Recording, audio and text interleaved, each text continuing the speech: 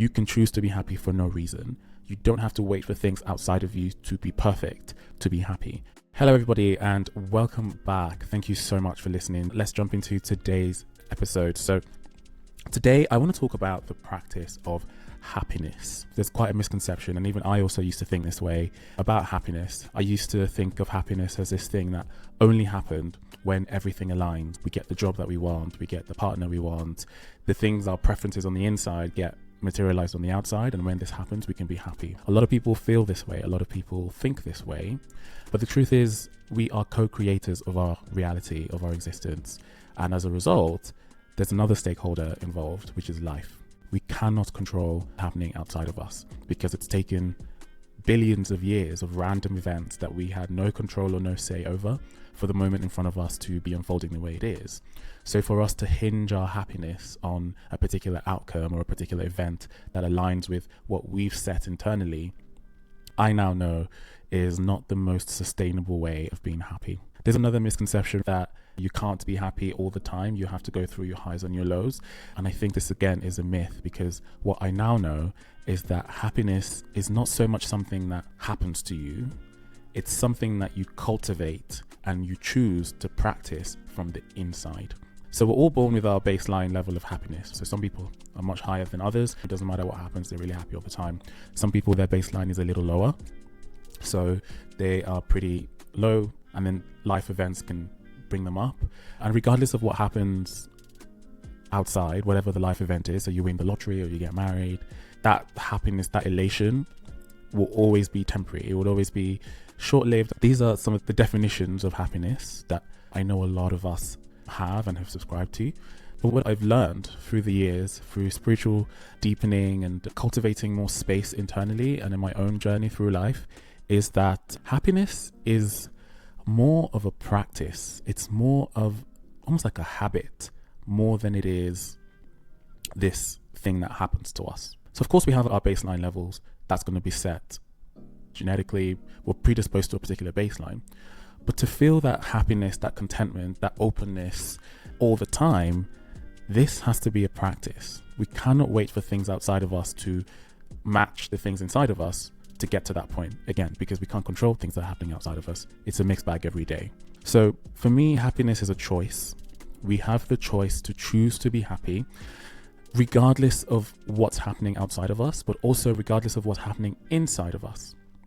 So what I now know is that even if you're feeling any type of emotional pain, if you're feeling physical pain, if you're in distress, whatever's happening, we can choose to stay happy, as well as go through those things as well. I'm not saying ignore the emotions or try and reduce the pain or try and get rid of any distress or any uncomfortable feelings. I'm saying that those things can be allowed to exist and work themselves out, both internally and externally, but we can also choose to insert space for happiness as well, to coexist as these things are going on. And I think this is very hard for a lot of people who do not have a mindfulness practice to understand or even apply this. And the reason why I believe this is hard is because the whole point of your mindfulness practice, meditation, as an example, is to create space between who you are and the things that you are observing, both externally through your physical senses, but also the things you're observing internally through your mind's eye, in your mindscape. The emotions that are coming up, the thoughts that you're feeling, the feelings, the thoughts that you're experiencing or you're thinking, and the feelings that come as a result of those thoughts. You need space between who you are, which is the entity that is observing, and the object that is being observed, which is feelings or a clear sky or whatever it is. But at its core, you must know and have a practice of knowing that you are not your emotions, you are not your mood, you're not your sex or gender, you are not any role that you play in life, whether that be father, mother, daughter, software engineer. You're not any of these things. You're not even the body that you inhabit. Because when you looked in the mirror at 5 and versus now, the thing that you're looking at has changed. In fact, every cell that you looked at when you were 5 years old or 10 years old has literally died. But you're still there. You're the one that knows that I saw something at 5 and now I'm seeing something now. So you cannot be anything physical, anything manifested. You have to be the space, the awareness inside that is observing the show.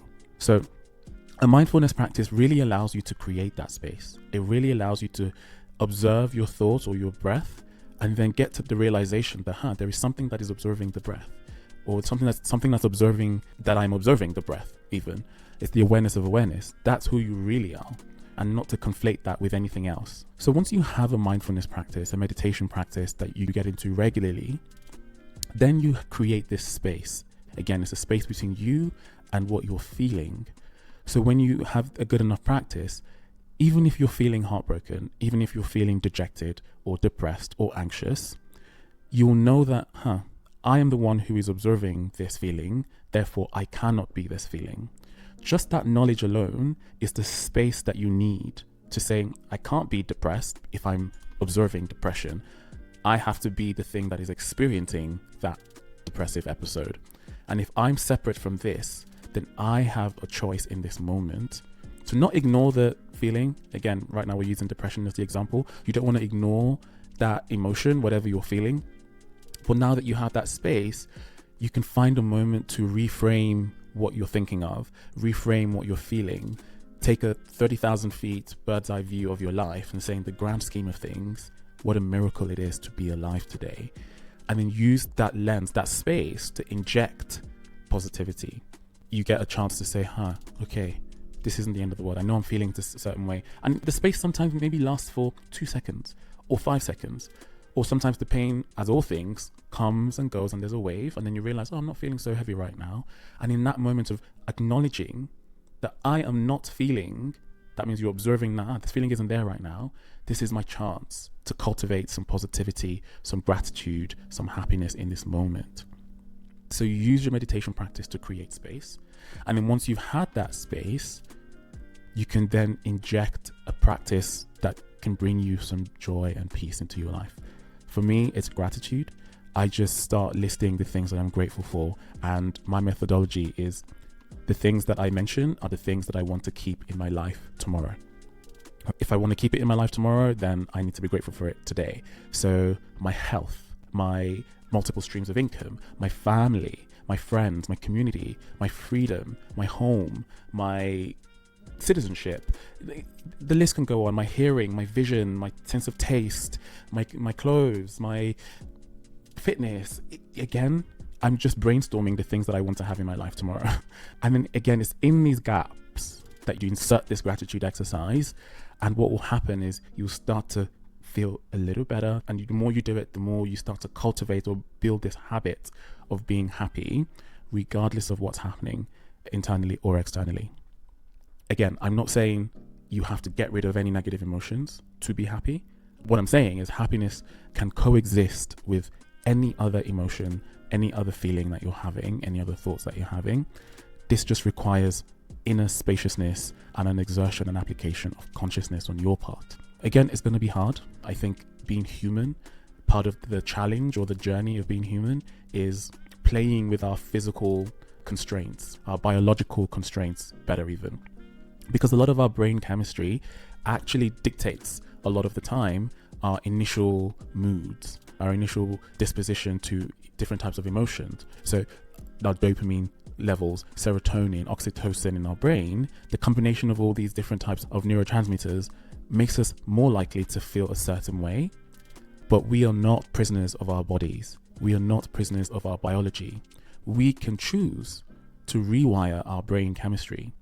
So if a particular context is causing some lopsided brain chemistry that's making you feel sad or anxious, we can choose through our actions how we want to rewire that chemistry. So I'll give you an example. A couple of years ago, I went through a breakup with a relationship that I really cared about. I worked very hard at this relationship. I thought this was the one. But ultimately, through the trials and tribulations of the relationship, I started to really observe that there was just some fundamental misalignment in our core values, the way that our worldviews, the way we viewed life, the way we treated people, the way we expected to be treated, which is fundamentally not aligned for the life and the relationship that I wanted for myself moving forward.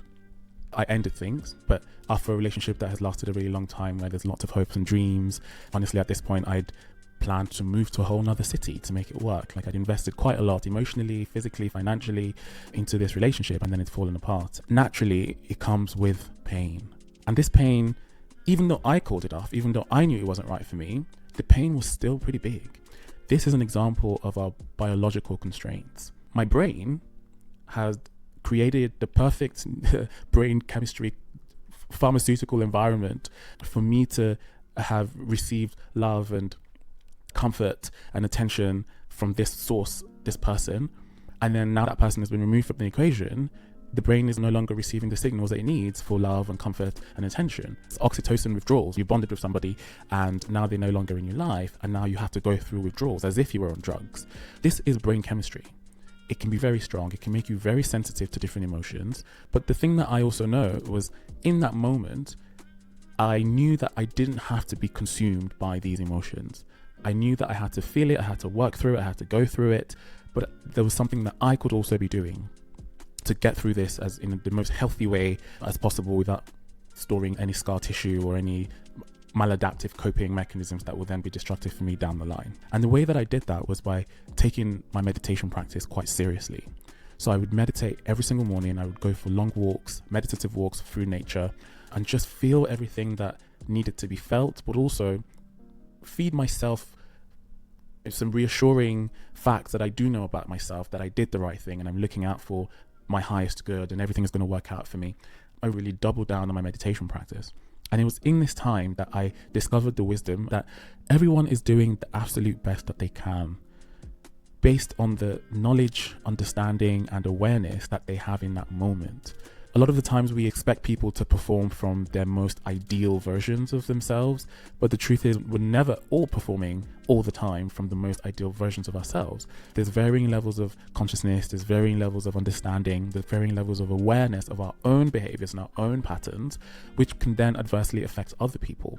But I really don't believe that anybody is actively choosing to work from the absolute worst versions of themselves. It might seem like it on the surface, but they don't have the awareness that there is the better way and there's a higher way to approach that situation and the benefits of that higher way. They don't really know that deep inside. They might know it intellectually, but they don't know it experientially.